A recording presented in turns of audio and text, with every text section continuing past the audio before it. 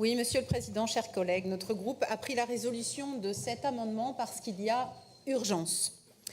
Alors qu'on pourrait penser, notamment avec le procès Pellicot, encore dans l'actualité ce matin, que notre société se réveille et que les violences de genre appartiennent désormais au passé, la réalité des signalements et les besoins d'accompagnement explosent ici comme ailleurs. Chaque année en France, plus de 3 millions de femmes déclarent des violences sexistes et sexuelles. Et les forces de sécurité enregistrent près de 200 000 signalements.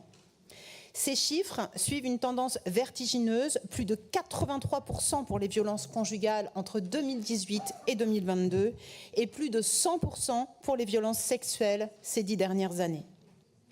En Nouvelle-Aquitaine, Monsieur le Président, l'Observatoire des violences déplore une augmentation de 28% en seulement une année. Si nous ne pouvons compter précisément les faits de violence, en 2023, c'est 8 648 enregistrements effectués par les forces de sécurité. Les faits divers s'enchaînent, tous plus sordides les uns que les autres, alors que les assos d'aide aux victimes connaissent une crise majeure et sont privés de leurs moyens d'action.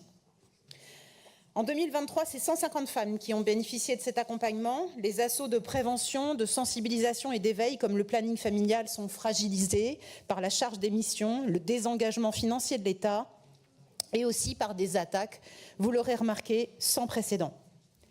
Pour les CIDFF, la période est particulièrement critique. En plus de l'explosion des demandes, l'extension du Ségur à ce secteur d'activité, sans anticipation et surtout sans compensation de l'État, a violemment fragilisé les trésoreries. Et c'est une excellente nouvelle pour les salariés. Ce coût non anticipé correspond cependant à 8% du budget et questionne la viabilité des 9 structures néo-aquitaines, contraignant plusieurs à lancer des plans de licenciement.